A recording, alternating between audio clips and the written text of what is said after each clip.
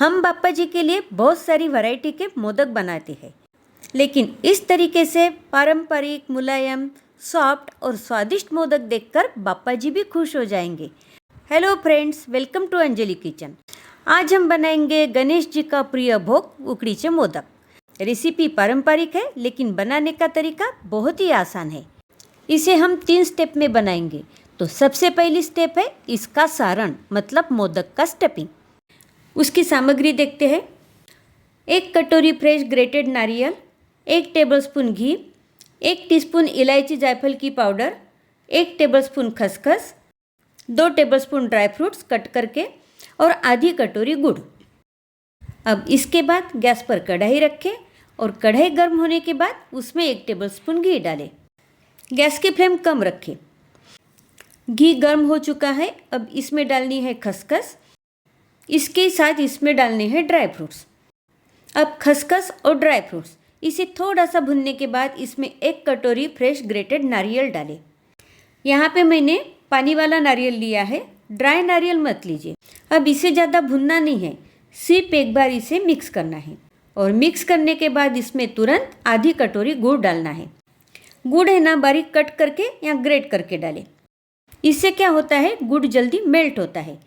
अब देखिए गुड़ मेल्ट हो चुका है। अब गुड़ मेल्ट होने के बाद इसे सिर्फ 30 से 40 सेकंड तक ही चलाना है। इसमें गुड़ का पानी भी नहीं रहना चाहिए और ज़्यादा ड्राई भी नहीं रहना चाहिए। तो देखिए स्टफिंग तैयार है। लास्ट में इसमें डालनी है इलायची जायफल की पाउडर। अब गैस बंद करके स्टफिंग निकाल लेते हैं। अब स्टफिंग तैयार है। अब चलते हैं दूसरी स्टेप की ओर। वो है वुकड़, मतलब इसका डो। इसके लिए लगेगा 1 कटोरी चावल का आटा। अब जितना चावल का आटा है उतना ही हमें दूध और पानी लेना है, मतलब आधी कटोरी दूध और आधी कटोरी पानी लेना है।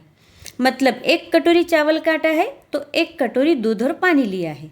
1 टीस्पून घी लगेगा और इसमें का 1 चुटकी नमक लगेगा। अब गैस पर कढ़ाई रखकर सबसे पहले उसमें 1 कटोरी दूध और पानी डालें और इसे उबाल आने दें। इसे उबाल आने के बाद इसमें 1 टीस्पून घी डालें। घी सिर्फ 1 या हाफ टीस्पून ही डालें, इससे ज़्यादा नहीं तो क्या होता है, स्टीम करते वक्त मोदक खुल जाते हैं। घी से क्या होता है, मोदक में शाइनिंग आती है और मोदक स्वादिष्ट बनते हैं। 1 चुटकी नमक डालें और अब इसमें डालना है चावल का आटा। अब इस तरह से थोड़ा थोड़ा चावल का आटा डालना है और मिक्स करते जाना है। अब यहाँ पे ज़रूरी टिप्स, आप चावल कौन सा भी ले सकते हैं, लेकिन उसे पानी से धोकर कॉटन के कपड़े पर रात भर सुखा लें और बाद में पिसवा के लाएं। इससे मोदक बिल्कुल भी नहीं बिगड़ेंगे। अब आटा अच्छे से मिक्स हो चुका है। अब आटा मिक्स होने के बाद 2 मिनट के लिए ढक्कन रखना है। अब 2 मिनट के बाद गैस बंद करें और फिर से इसे इसी तरह से 2 मिनट तक ढक कर रखें। अब 2 मिनट बाद आटे को थाली में निकाल लें और कटोरी की सहायता से इस तरह से गरम गरम मैश करें। इस तरह से मैश करते हैं ना तो हाथ जलेगा नहीं और डो भी सॉफ्ट बनेगा। अब आटा थोड़ा ठंडा होने के बाद इसे हाथ से मसल कर इसका डो तैयार करना है। अगर आटा ड्राई हो गया है तो थोड़ा सा पानी लगाना है, इस तरह से, लेकिन ज़्यादा पानी मत लगाइए। अब देखिए डो परफेक्ट हुआ कि नहीं, इसे कैसे चेक करना है। इसमें की छोटी सी लोई लेना है और इसका पेड़ा बनाकर इसे हाथ पर इस तरह से प्रेस करना है। तो देखिए इसकी जो पूड़ी है ना, पूरी सॉफ्ट बनी है।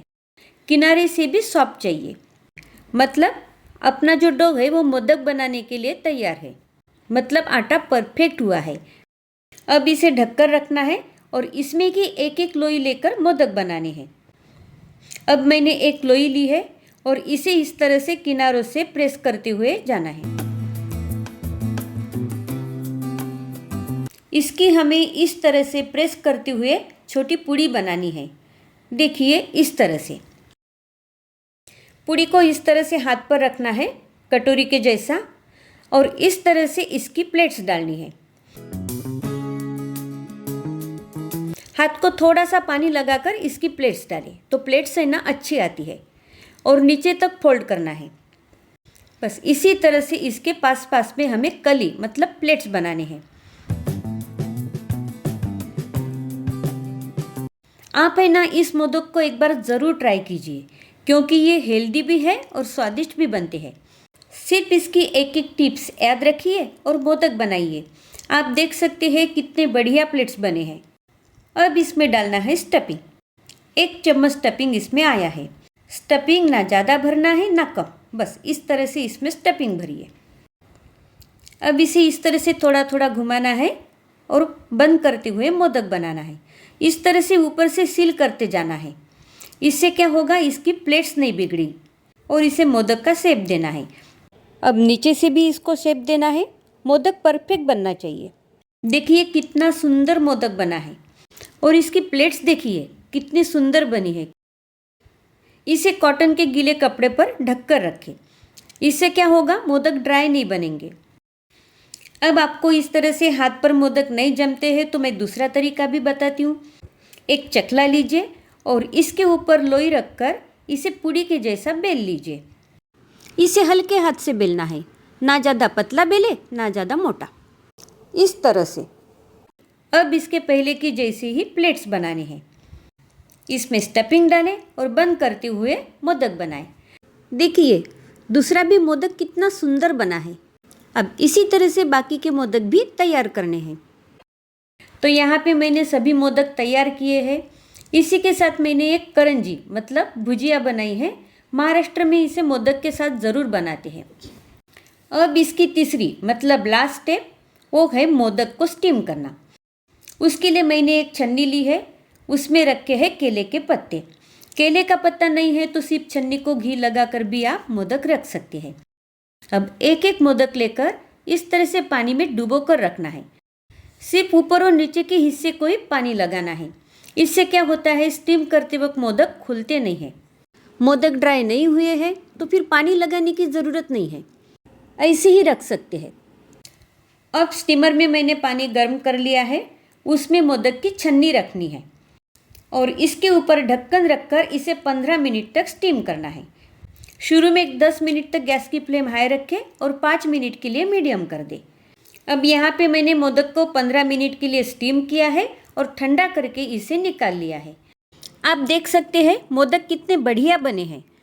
बस मैंने जो भी टिप्स बताई है उसे याद रखिए और बिंदास मोदक बनाइए, बिल्कुल भी नहीं बिगड़ेंगे। इसके ऊपर घी डालिए और बाप्पा को भोग लगाइए। घी से मोदक ज़्यादा ही स्वादिष्ट लगते हैं, तो एक बार ज़रूर ट्राई करें। और आपको मोदक की रेसिपी कैसी लगी एक कमेंट करके ज़रूर बताएं। और रेसिपी अच्छी लगी तो चैनल को सब्सक्राइब ज़रूर कीजिए। धन्यवाद।